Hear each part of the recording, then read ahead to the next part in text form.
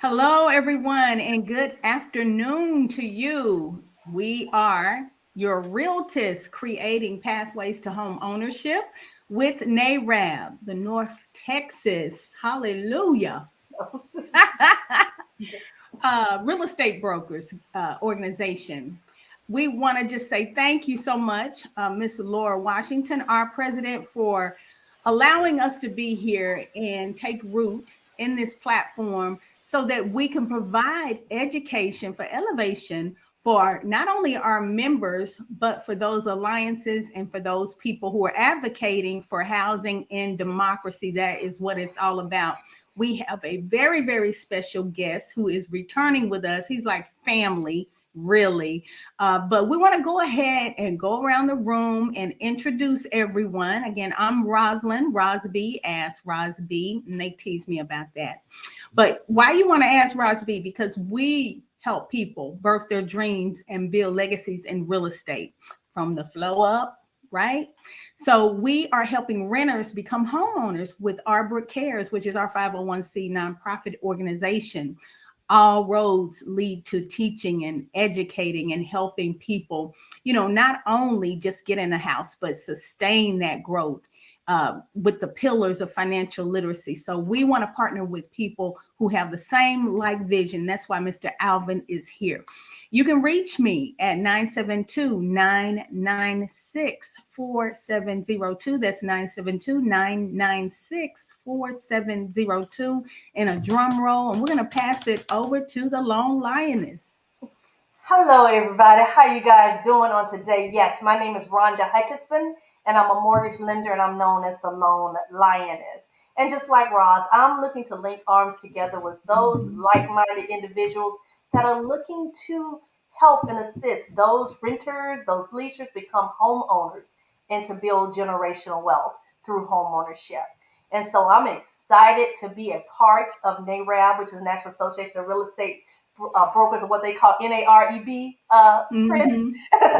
and to be able to be part of a organization, a board member of that organization that's doing just that, and that's building generational wealth through home ownership, through education, and being in the trenches, as Roz would say, in that initiative. So if you have any questions in regards to home ownership, whether you're ready to purchase now, what do I need to do to get prepared? Give me a call at 214-856-3747. That's 214-856-3747. I'm here to help you. Look what they say. I'm here to help you navigate through it. Mr. That's Chris? right. Hi guys. It's good to be here this afternoon. I'm Chris Zeigler with the Zeigler Agency Allstate, located in Frisco, Texas, and serving the DFW Metroplex and the whole state of Texas. So if there's anywhere in Texas, I got you covered. And a lot of people think, Chris, why are you a member of the National Association for Real Estate Brokers? It says real estate brokers. Like I said, we're realtors at NAREB, but then what do people need if they have a house? They have to have insurance, or they doing multiplexes or anything. They need insurance, and they need education and consultation, which I do as well, to make sure they go in the right direction. I often say the insurance portion of the home buying process, it says the bastard child, and people forget about it until the last minute, but we literally seriously need to be at the very front, because they can make a determination whether you get in a house or not.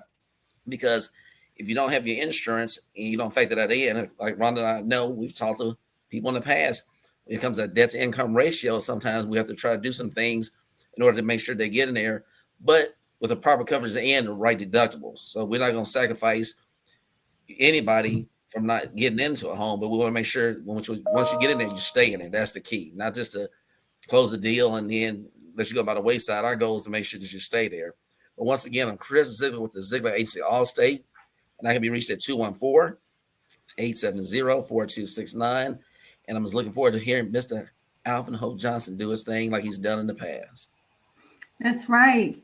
So before we get going, we always open up in prayer. Chris, would you open us up, and then I'll introduce Mr. Alvin. Okay, let's close our eyes and bow our heads. Heavenly Father, we first and foremost thank you for the platform you've given us, dear God, to educate people to understand about the home buying process. And it's all the different things that we talk about, dear God. We go beyond home buying and just talk about life in general. And we ask you, to God, not only watch over us, but our family, our friends, and people we don't even know, to God, who we know who needs your guidance, your Son, Jesus Christ, and to help them to understand the divine intervention for their lives on a day-to-day basis. We know you, the ultimate provider for everything that we do, to God, and let us be vessels for you here on earth, to God, to champion your cause through your Son, Jesus Christ, so that we can have an understanding of what we need to do in order to make that happen. These are the best ways. In your Son's name we pray. In Jesus Christ's name, amen. Amen. Thank you for that And wonderful prayer, Chris. So we want to introduce to some, present to others, Mr. Alvin Hope Johnson. I had to put the hope in the middle. That's how he was presented to us. And you will understand why his middle name is Hope. And I know what it represents to me, because every time he opens his mouth, I mean, he speaks and gives life. You know, like the kids are saying today, he's given and he's given life. One thing about us all here today is we have one thing in common. We want people to be elevated in housing. Housing, everyone has to live somewhere, right? I pray that no one, not any of us, will encounter ever living under a bridge. And, you know, we all have our stories. Maybe we were close to it.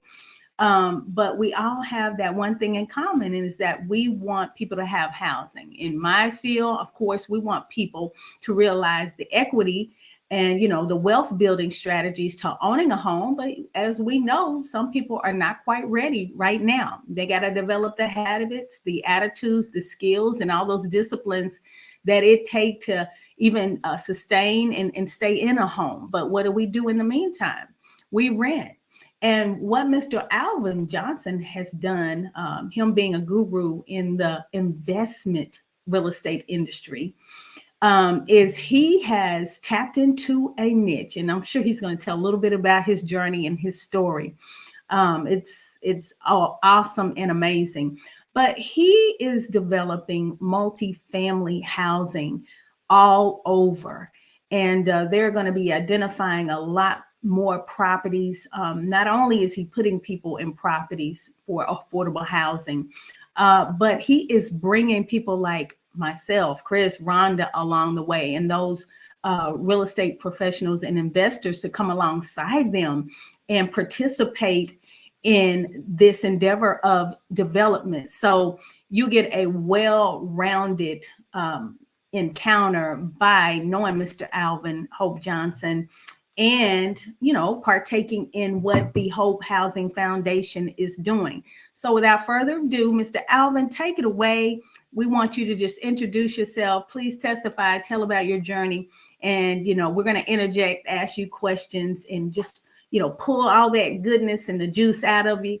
You know, the grapes don't really become really good grape juice unless you've been in that wine press. And I know you've been in there. So we just going to drink from you today. Go right ahead. Well, Ross, thank you. Rhonda and Chris, good to see you guys again, and to share this time with your audience. Yeah, I'm again Alvin Hope Johnson. I'm a developer based here in Dallas, Texas, and you know, I think the biggest thing about my story is not actually what we do, but it's what we have an opportunity to do. And I just love to share what we're doing now, not because of what we're doing, but because of the inspiration that if I literally can do what we're doing, then God is no respect of person, man. So it means if I can do this and if I can lead a charge like this, then think of the things that you can go do. And just know that if you're afraid to tell anybody what you've been called to do, you're not only depriving yourself, you're depriving that person that was sent to help you get that done. You're depriving them of the ability to do what they've been called to do. So that's really my story. Um, you know, we're building, as Ross said, we're working on 20,000 units of apartments. My goal with that is within 5 years from 2023, so beginning 2023 through 2029, we will develop 20,000 units of apartments. Wow. That's 100 developments with at least 200 units on average. At today's valuation of $250,000 to $300,000 per unit, that would put us somewhere close to a $6 billion organizational valuation. Mm-hmm. I'm a dude that didn't even go to college. Woo! And if I can Come do on that, now. why can't you? So that's the thought process here. And so how do we get there? We have to put systems in place. We have to have people around us to help us do that. And again, if I'm not going to share my vision to get to $6 billion valuation, I'm depriving the people that have been sent along to help me do that. I'm depriving them of their opportunity to be great.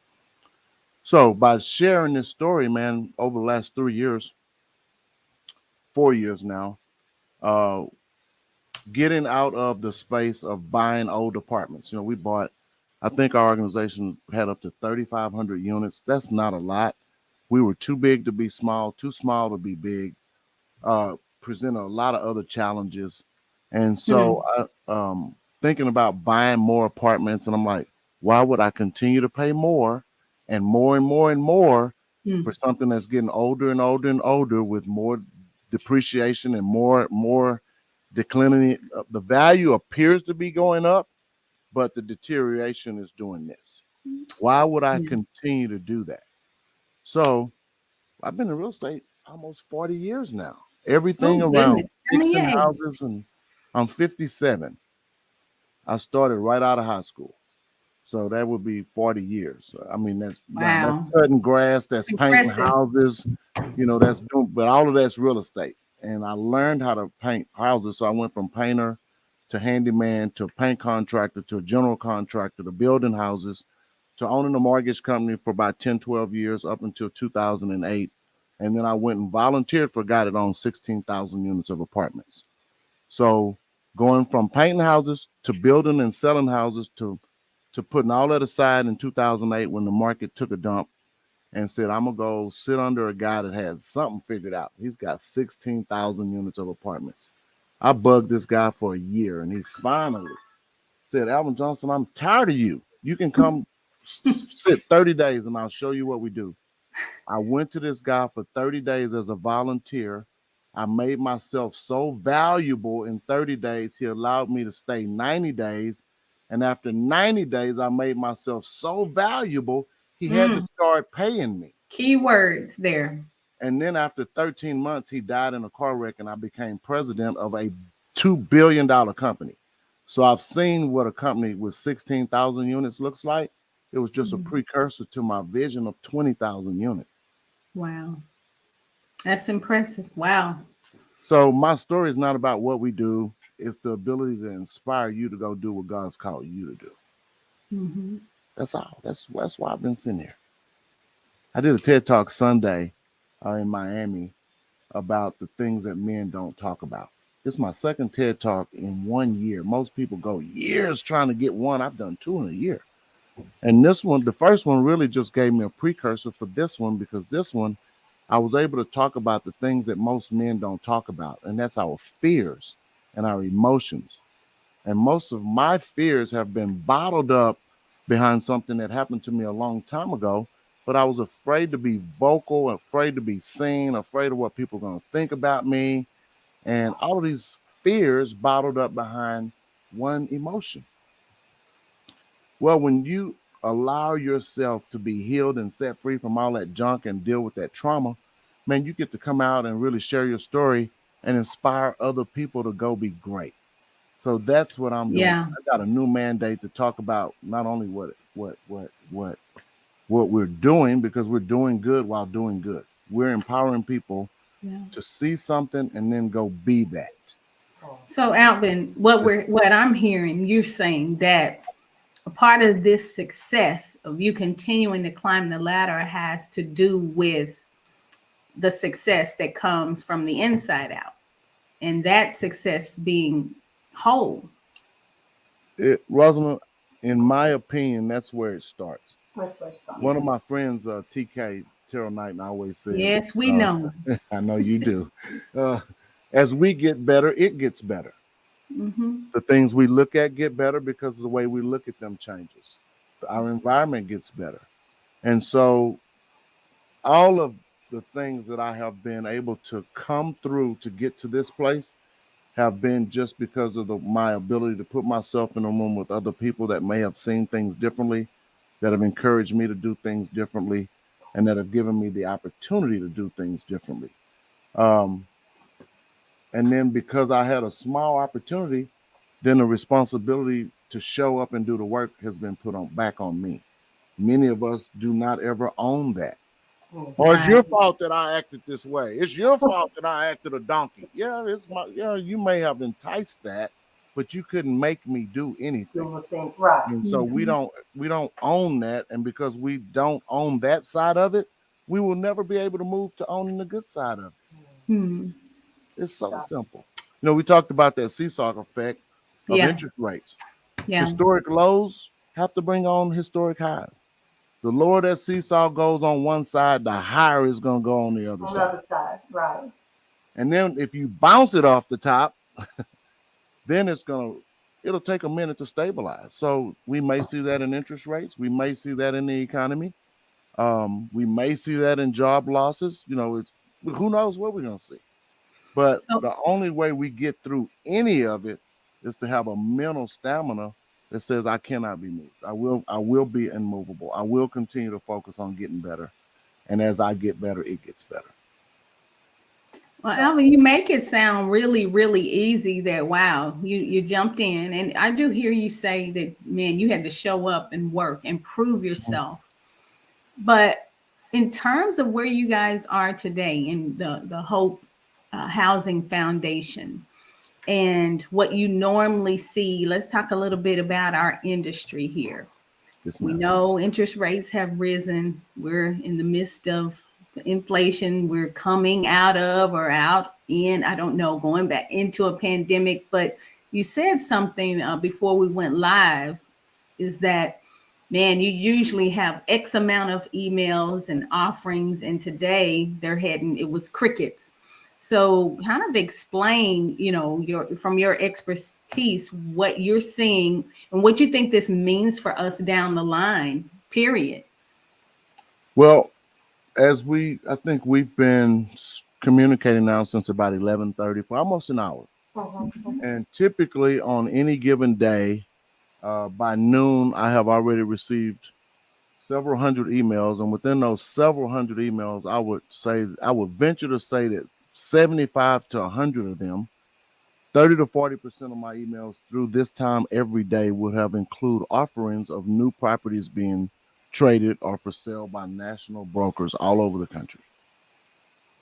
And I'm going through my email list right now, and I'm gonna go even to my deleted folder just to make sure. But going through my deleted files from this morning and everything that I've received today,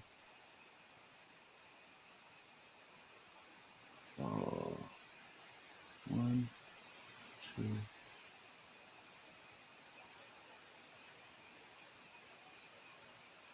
no more than 20 offerings all day. So for me, that's scary. To go from email traffic of over 150 to 200 offerings per day to yesterday maybe seeing 30 or 40 to today seeing maybe 20 thus far, it's scary. So what that tells me is that maybe property owners are holding up on trying to list their properties, maybe trying to see what interest rates are going to do, because as interest rates go up, that means that I don't have the capacity to underwrite to as higher valuation as the seller wanted. So maybe I'm not able to offer as much as the seller wanted last week because we just went up almost another point in interest rate. And a point on a $50 million transaction, a 1% interest rate hike, pretty significant. That's a killer. Right. It's a deal killer. It could be a deal killer. So maybe we're starting to see some contraction, not in pricing, but in offerings because of the pricing that they would receive. So not really saying that pricing is going to do this, but because interest rates do this, then the offers may be flat because.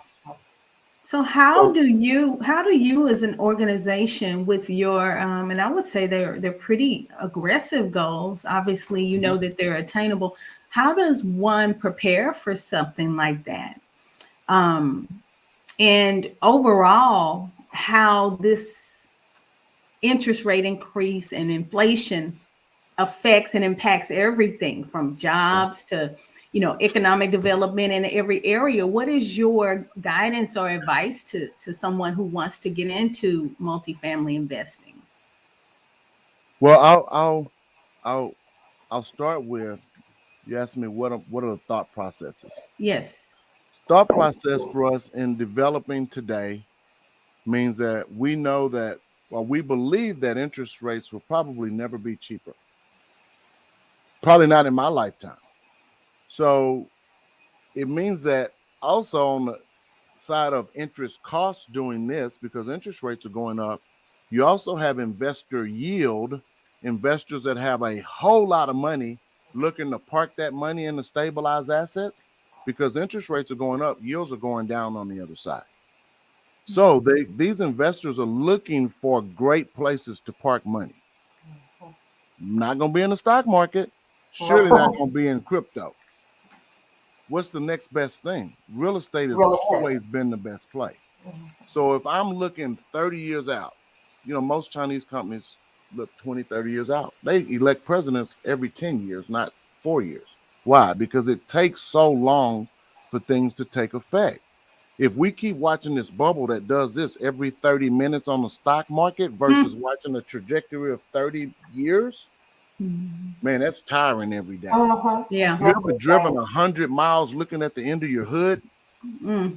versus looking, out 100 I miles love down the that. road? It becomes so brain battering to watch these interest rates every day. So what we're doing, Rosalind, is we're looking out long term that if it takes us a year and a half to build a 200 unit development, we're going to start 3 of them first quarter next year. So it means that'll be 2025. Those things will be built and be coming towards stabilization. Okay. So what we're doing is we're stressing our construction interest rates at 10%. So if we can do anything less than 10% on a construction loan, and then when we refinance out of that construction loan and land somewhere about 7 to 7.5% in the next year and a half to 2 years, we believe we'll be okay. We're not using 4.5% or 4% cap rates for valuation now. We're stressing 6 and 6.5% cap rates for just 2 years out.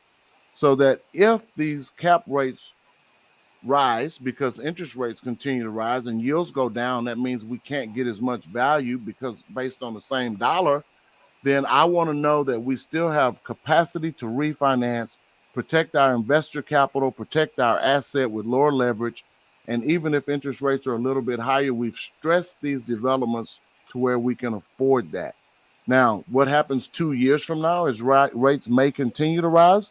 Then we'll just have to stress those at new higher interest rate models, hoping that if things continue to do that, we'll probably continue to see an increase in rents. So that may offset our investments in this for a long term. So we're not looking at 6 months. We're planning these for 50-year ownership, not to sell them tomorrow. So we're watching this, just stressing this based on higher interest rates, lower cap or higher cap rates, just so that we know that as we, instead of getting a 75% loan to cost development loan today, we may only get a 65% loan to cost. That's a 55% loan to value. So we got a 55% LTV loan. That means we got to have 45% investor capital. But if the interest rate is higher here, Gotcha. then Gotcha. then this will almost mirror it. But if I'm giving today a double-digit return to our investors over 10 to, I'm not going to tell you what the average is, but we have a 15% hurdle. So nobody makes money till our investors make 15%. Wow. That means that as interest rates go up, that money that they had in the bank is not making them any more money. That means if it's parked in a retirement account, it's so volatile that they can't sleep and it's not making them any money there either. So they may say, you know what, I would much rather put this in a long-term appreciating asset with maybe a 12% return versus worrying about where our money goes. So now we've got a lower leverage loan, meaning we'll always make our debt service payments. We've got a lower cost of capital from our partners that are getting a higher return over here with us than they are anywhere else in the marketplace. So we're marrying 3 different scenarios to create a perfect storm of a secure investment for our investment partners, a great asset building product for our community and our foundation, a great place for our residents to live that's second to none in the marketplace. And we're going to do this 100 times in 5 years, creating a great, stable um, portfolio valuation. And that's how we plan it. And it's all these little incremental steps. So how would one start? Yes. How would one start? Basic steps. First, I think we need to figure out where we want to be. So if we're in real estate, what does that mean? Where do I want to be in real estate in 5 years? Do I want to own 25 houses? Do I want to own 100 units? Do I want to own 1,000 units? I think we need to differentiate where we want to go. So many of us get into real estate because Susie's doing it, Rosalind's doing it, Chris is doing it. We got 4 different people on this thing, and we all do different things in real estate, right? Yeah. So that's it. I want to get in real estate. Well, what do you want to do? You want to cut grass? You want to be a plumber? You want to be an electrician? You want to own them? So first thing is figure out where we want to go in real estate. Then I would ask myself why. Now, these are so basic questions, Rosalind, nobody will do them. Rhonda, nobody will stop and go, oh, what part of real estate? And now why? And then I would say, ask yourself why 4 times. Why? I want to own apartments. Why? Oh, I want to create generational wealth. Well, that sounds good, but why? Well, because, and then when you get to that 4th why, you really get past all the minutia of Susie and my cousins and aunties and everybody be taken care of. And now we're down to the real why. And I believe that'll really direct your path as to which way you're going to go. Yes. Wow. It's really that simple. Chris's why is way different than Rosalind's. That's why he's in insurance. It's way different than Rhonda's, which is why she's providing financing opportunities for people to get into housing, where Chris is protecting their investment once they get in it. They can't do any of that without Rosalind providing them access to even look at the house before they get there. Now I'm gonna throw this in. I'm gonna throw this in here, Alvin. I've been told it don't matter your why if nobody wants your why. So, but I hear you saying though you need to know what your why is because that's what's gonna catapult you. Well, you need to know why. And then Art Williams, I love this speech he talked about. Art Williams is the guy that created Primerica Insurance, that started with A.L. Williams.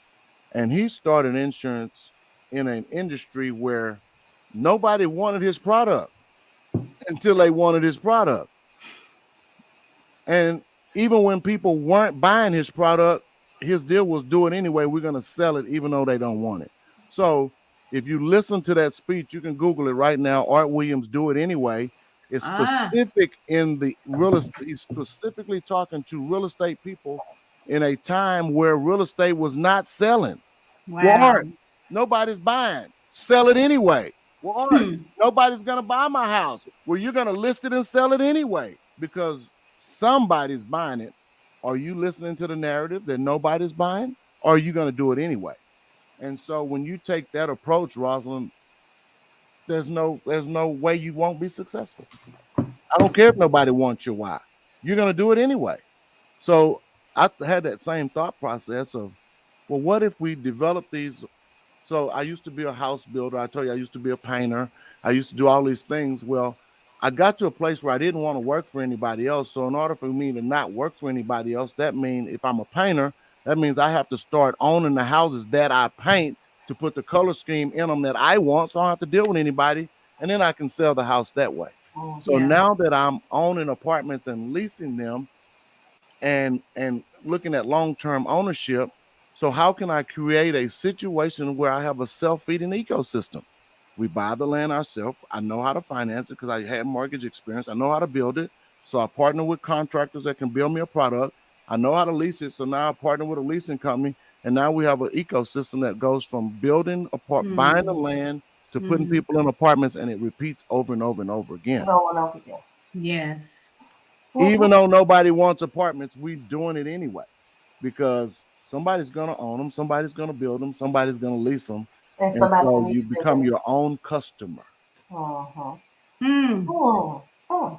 Boy. And you know what? I'm going to ask one of those layman kind of questions that I want to say maybe the ordinary person that really don't know much about investment. What happens if you actually say own some land, Mhm. right?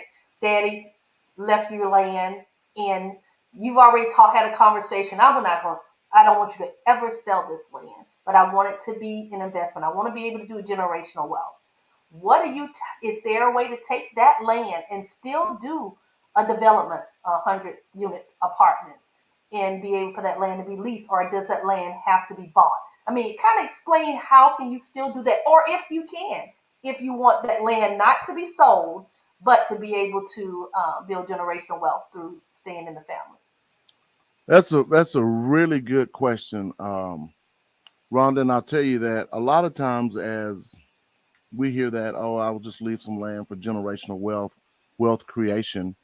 But if we leave a tract of land without a plan, that does not Mm. become a wealth creation. That becomes a Absolutely. money suck, Right. because Property now taxes. people have to take Pass the care of it. offering plate. Pass the offering plate. He's It becomes a preaching. suck No, go hole. ahead. Now I got to keep the grass cut. I got to pay the tax on this piece of junk way Mhm. over there that nobody wanted when you was living. And That's now it. I got to even go tear it down and do something with it. And now I want to call it an asset for generational wealth. If we got past that and realized that it really could be an asset, Mhm. it could be 5 acres, 10 acres, 100 acres, whatever it is. It's only worth what it's worth. Okay. Mhm. Mm. So just because Wow. granddaddy had it and he told you don't sell it, it'll produce generational wealth forever. It might if you go plant cotton. Yeah. It might. It'll keep putting it out and putting it out, and you ain't got to do nothing, and you can get an agriculture exemption on it, or you can take it and maybe. Now, see, this is depending on how much work you want to do. All you have is a title to a piece of dirt that's worth absolutely nothing today, or it could Mhm. be worth millions of dollars. Mhm. You can find a potential developer and say, hey, I own a piece of land that has an appraised value of X. Would you be interested in doing a development with me where I contributed this land as equity into the project? See, Like they say, teach and preach. Teaching. see. What are you So coming to the table with? That's the value. You got the land. that's it. You don't have to have all of the pieces to the puzzle. You only Wow. have to have one: the experience, the money, or the Rolodex to put all three of them together. Mm. And so if you've got the land, that's a value add. That's a valuable piece. But it's only as valuable as the person that's willing to pay for it. So that means the appraised value of it. So you've got this guy that wants to put 100-story building on it, and you think that your land is worth this 100-story building. No, your land's only worth what the land is worth. Mhm. So if he's building $100 gazillion building, but it's on a $10 piece of property, he may take this and say, well, because you're willing to contribute it, I'll give you $12 for it in value. And so that means if our partners that are putting in dollar for dollar get a 9% return on each dollar, that means you've got a 9% return coming on $12 worth of land. Mhm. That's all you can get because that's Wow. all it's worth. Right. But now if you're the guy that says, hey man, I got a 12-cent piece of land, and now I can put together a plan, and I've got the whole concept written out down to how we're going to Mm. lease it. And now you go find a development partner. That's a totally different recipe, isn't it? Now, not only did I bring all the ingredients, but I've got the recipe, and all I need is your oven. So now you may even be able to command a little bit more ownership in this deal, because not only did you bring the ingredients, but now you've got the recipe and the ingredients, and I just need somebody to help me bake it. And because you've got the resume as the experienced cook, developer, you can help me bake it, and now we can make money together. So Money there's together. so many ways you can do that. How do you But feel about leasing or renting land? land leases work really well in certain situations. Um, And there are even some land lease opportunities that will provide upfront money for development, because they could actually pay you for 25 years of a land lease on the front end, which contributes to your amount of equity into a development deal. And I literally just learned that a couple of months ago when somebody offered Wow. that position to me. Wow. Wow. Yeah. Wow. Yep, yep. I have So a story. I have a story for that one, real quick. Is that a piece of land that my family owned. Of course, I'm gonna tell you about my dad. He didn't want to be bothered with, and the utility company asked him to come and put up a tower. And this was maybe about, let's say, 15, 20 years ago, and he didn't want to be bothered with it. So they came to my uncle as well, and so my uncle said, "Yeah, I'll do it." So what they did was they switched land. He gave him a portion of his land. They switched because he didn't want to be bothered with it. And for the last 15, 20 years, they've been receiving a check every month for that utility, for Wow. that asset that could have created Come generational wealth on. that was yes, worth nothing except good for the use of a high line, a right of hmm way, yes, or a every month, cell tower, or something in the middle of nowhere. because he just didn't know and He didn't didn't know. ask. He didn't ask. So yeah, I Rosalind and Wanda, that's a great way to convert those so-called assets. But I think now for us at our age, looking forward, how do we not leave our families in those situations where we think we're leaving them an asset and all we did was leave them a liability? Don't leave them Mm, anything. If you're not going to leave them a full plan, just go Mm-hmm. blow it all because you're taking money off of the table if you're doing it right. halfway. Got several questions. So we do have Tony Moore Esquire coming on November the 18th, and she's going to be talking about, building our estate trust and things like that, leveraging, the business side, insurance, and all of that for trust and estates. Are you able to share, Alvin, in terms of how you guys purchase your properties, and from a personal standpoint, are you putting these projects or your percent of the ownership in trust or anything like that? Well, that's a really great question. Um, so I'm president of a 501c3. That's a nonprofit. A nonprofit has no owners, none. But as a nonprofit, we have the ability to structure public-private partnerships. Hmm. A lot of our low-income housing projects, when I call them projects, I don't mean projects, I mean Yeah. Right. developments, Development. Yeah. Yeah. right? Have have a nonprofit partner and many for-profit partners in those deals.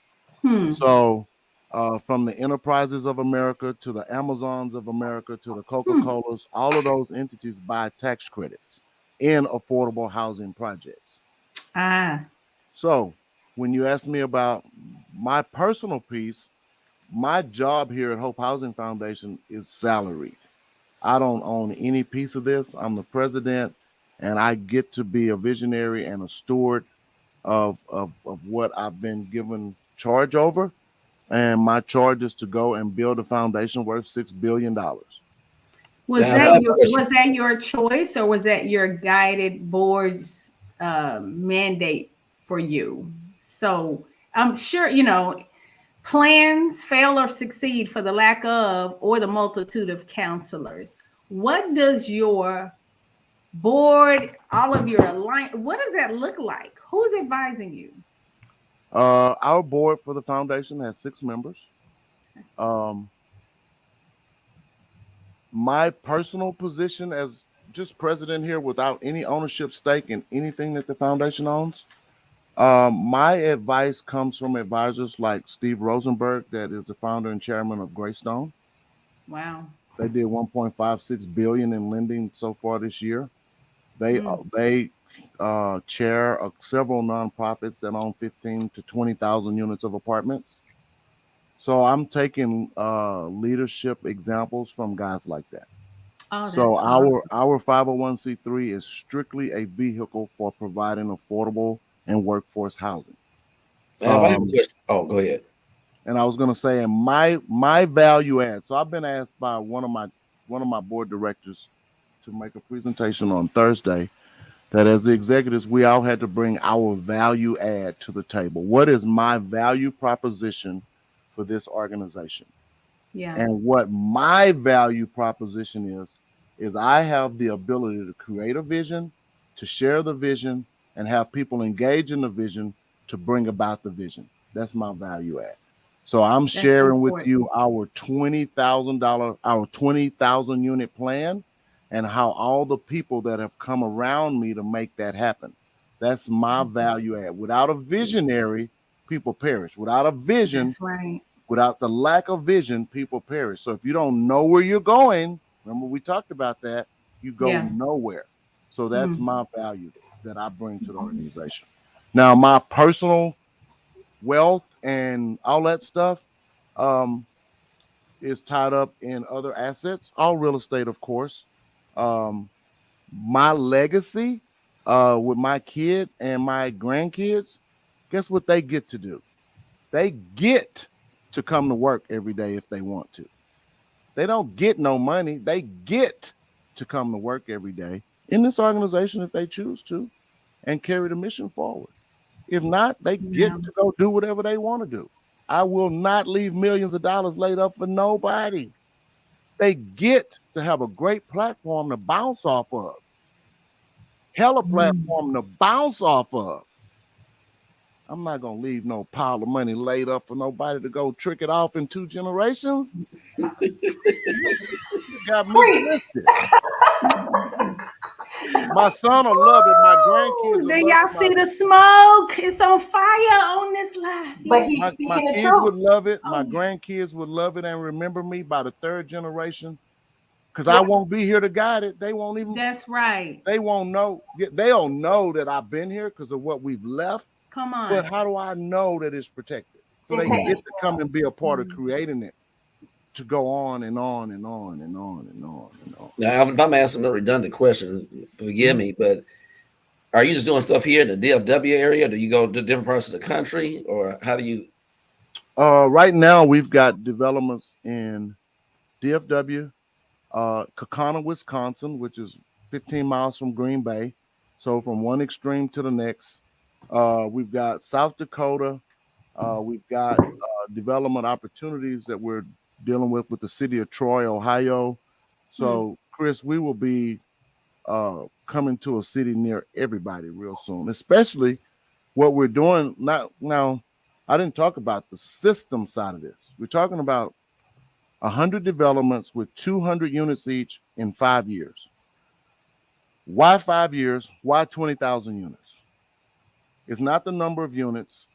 I believe the 5 years is the amount of time that it will take for this system to be fully baked to where Mm. we have a licensable, copyrightable building that has 48 units, is 4 stories high. It has 2 elevators in it. It has interior corridors.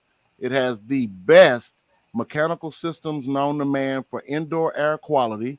It is near net zero, and that building will be copyrightable. Did I say that? Where we can license it out with all the components to build it, including the instructions to any contractor that wants it. Wow. It'll take us 5 years to get to that place where this thing will just continue to repeat itself over and over and over again. We will have 20,000 units built by the time that happens so that this thing will feed itself forever. Now, That So is would that be that's obviously going to be an exclusive niche that you've tapped into to be able to do that. the guys so my thought process is, how do we create the best building? The smart people around me are tech based, so how do we do it over and over and over again?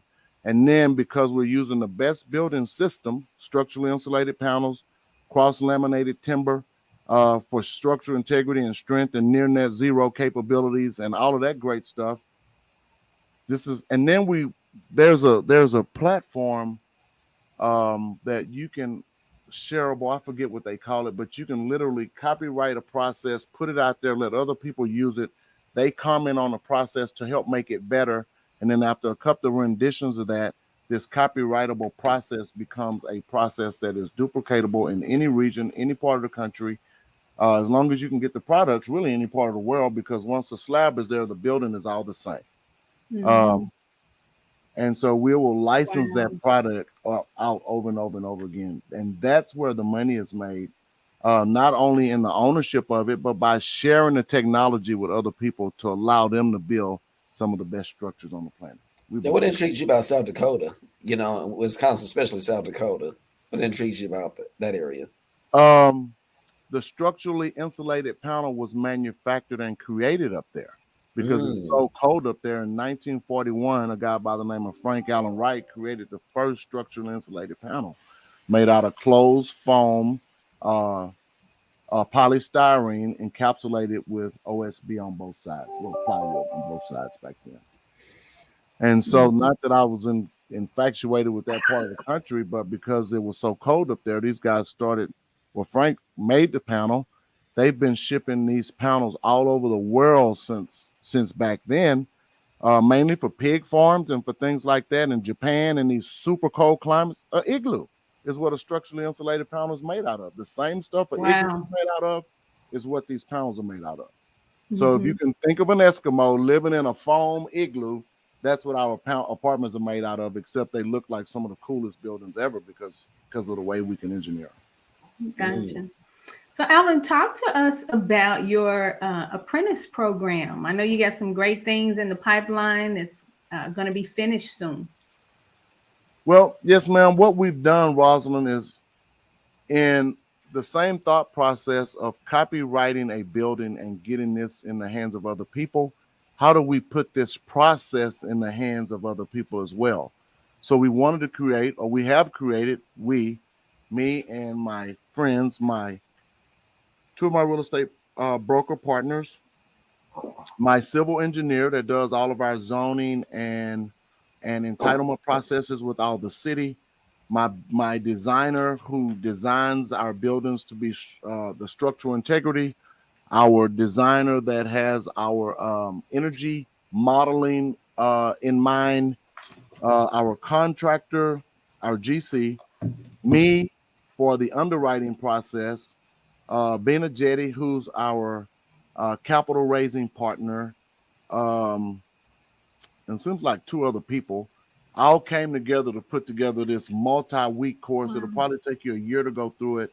But what we did is we've recorded about 90% of the modules. We'll have that program live first part of 2023 for people to purchase it. And then not only buying the program, but you get to walk through a 12-month process with us constructing one of our projects or all of them because they're all in different stages, from finding land on one to entitling another one to working with the city planning another one to designing a building on another one to constructing and finishing another one out, on-site visits and all of that, and also being part of the general partnership seat of a syndication.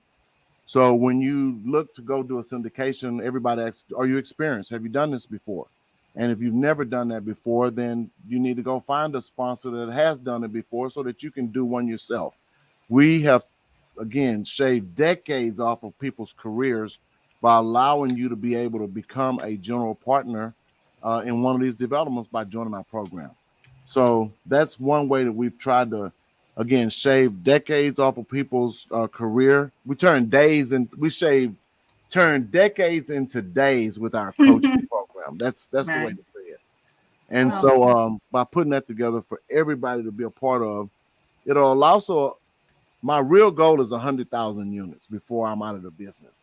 So I said 20,000 units in 5 years. I know we can accomplish that, but by putting this process in the hands of other people, this copyrightable building in the hands of other people, and by doing these type of podcasts with my friends, I have been unapologetically looking for one check writer for the that last word. 2 years. There's one person looking for me that has 100, 200, 300 million looking to deploy it. And we have built a system and a team worthy of being able to take that type of investment on. And Wow. so when I say that my job is only to inspire you to be better, if I can do this, told you I didn't go to college. I used to work at one. I think I cut the grass at Lamar University in Beaumont for one semester and realized grass cutting wasn't for me. And that's when I went into painting.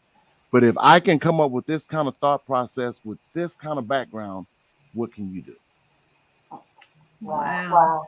And I got a question for you, maybe stepping out on a ledge, and you maybe, are you part of the project that's in Kaufman, Texas? No, I don't know about it.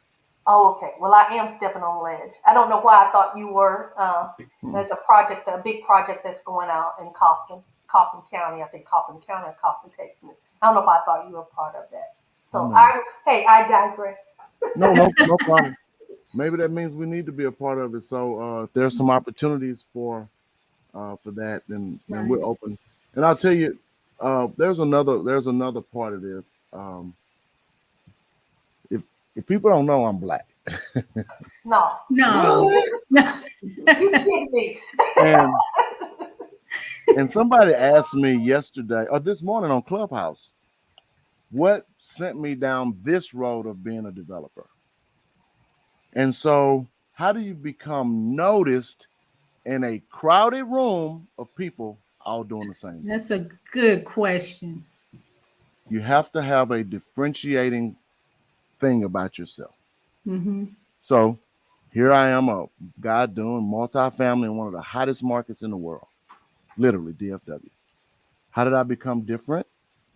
I could have stayed in the game and continued to buy and trade the same old assets that everybody else is fighting over and missing out. Man, I missed out on so much money over the last 4 years. Developing a system to where when that game is over with, they're going to all want to bring their money to this game. And we're going to be 4 years ahead of the curve. Differentiator. And we're not just stick building. We're building with some of the best products known to man. Structurally insulated panels, indoor air quality plus, near net zero buildings. They withstand 200-mile-an-hour wind ratings, so almost tornado proof, mold resistant. So not only did we find a way to do something different, we found a way to do it better. So in our business practices every day, how do I become the best realtist in this market? How do I become the best investor in this market? I'm not going to do it being afraid. That's for sure. Man, we keep coming to rooms like this and talking to people like us, empowering us to be better, to do more, to want to do more. Everybody don't want to do more, and I get it. You got some guys that just want to get up and get all they can. Wait, what's the old saying? Get up and get all I can all I get, and sit on the can. And then they're going to watch the bottom rust out of that can and then go, Well, Alvin, definitely when you talk about your story, your journey, we can definitely see acceleration. And I always talk about success, not just being a bow and arrow, but a lightning bolt, where it's up, it's down, it's up, it's down. And I know we are all, we're enthralled with the success. And, my prayer is that from this podcast is that someone would call you with that check. And not only that, you would have many that will want to come alongside you in the apprentice program. But I know people can be wowed by our success. But can you tell just a moment about the times that you missed the mark or messed it up or you chose poorly as a result of you doing it right? Do you have any of those? Or are you saying that, wow, because I listened, because I had counselors, I don't have that story? Fortunately, I'll tell you, I've never lost money in real estate. Wow. All of my shortcomings have come up in personal relationships. And I've been married 4 times. I talked about the things that men don't talk about. I was molested as a 9-year-old boy. That molestation happened in a place where I was in a trusted environment where both of my parents were there. A lot of family friends were there. A lot of kids in the neighborhood were there. And it happened to me in a bathroom with 10 kids in the bedroom right outside. So coming out of that bathroom made me want to disappear, never be heard, never be spoken of, never be again. So that's where I started. And then my dad beat the shit out of my mom at 11 and left home. So then my daddy left me. So I'm a 9-year-old boy that got molested with all of my dreams and everything taken from me. And then at 11, my daddy leaves me. So you talk about a fucked up little kid, excuse the expression, but all these emotions. And then we grow up as men and never talk about it. And so my TED Talk last Sunday was about this, but Rosalind, the sad part about that, I did this ayahuasca experience. I've done it twice now, and it opened me up to some really great things about myself. But one of the things that I experienced was getting over the fear of being afraid. Oh, yeah, that's a deep one. So one of the kids that was in that bedroom the night I got molested was my god brother. And I picked up the phone about 3 weeks ago and called him. And I said, hey, man, I did this ayahuasca thing, man. It's so cool and blah, blah, blah. But let me tell you what came out of it. This is what I realized that I had been afraid of. And I had been afraid to tell anybody what had happened to me because of the fear of being afraid of what they would think. And he said, man, Alvin, what? I thought you knew. And I said, knew what? He said that all those kids in that room, he had molested all of us. And I went, hold on. About 12 kids in that room. I said, have you ever talked about this? He said, no, to nobody. I said, well, how do you know? He said, well, 3 of them were me and my 2 brothers. I said, so you, my god brother, and your 2 brothers who were 9 months apart grew up in the same 12 by 12 bedroom for 18 years, never freaking talked about this? He said, no. So that when I said I had a new mandate to talk, my mandate to talk was about the fear of being afraid based on the traumas that we've been through. And all those traumas have dictated survivor's guilt in me because I've survived something a lot of people haven't, which led me to a marriage that I shouldn't have been in the first one. And then after that one, I left that one to jump into another one. And then I had survivor's guilt from leaving the first wife to be happy with the second wife when the first wife wasn't happy. And all this shit just piled up on top of each other. And now I'm 57 years old, finally getting healed and going, wow. My goodness. So it's not about this real estate journey. This is bull crap. So I hear you saying that true better? Success is an inside job. It's all inside. This money and junk and generational wealth, and that's for the scoreboard. That's so you can look up and feel better about yourself if you want to. God didn't put us here for that. In my opinion, he put us here to worship him. So that, and sometimes we're the only living example of what heaven or Christ could look like or could be. That's it, the billboard. So how are we representing that? By providing shoddy service and half-ass service to our customers and expecting them to want to come back to work with us? Are you kidding me? Right. That's Chris' motto? Consultation with what? Excellence and what's your motto, Chris? Because you got 3 or 4 words. Education with consultation. Education and consultation. Yeah. Yes. Well, wow. This has definitely been an awesome time together. Thank you once again for joining us, Alvin Hope Johnson. You've definitely given us some hope here. And everyone that will come back for the replay and everyone that has stayed, thank you so much. Would you tell people how to reach you in case they have that check for you and want to become a part of this apprentice program? Rosalind, Rosalind, Rhonda, Chris, thank y'all for this, man. This NAREB platform is I didn't know anything about it until a couple years ago.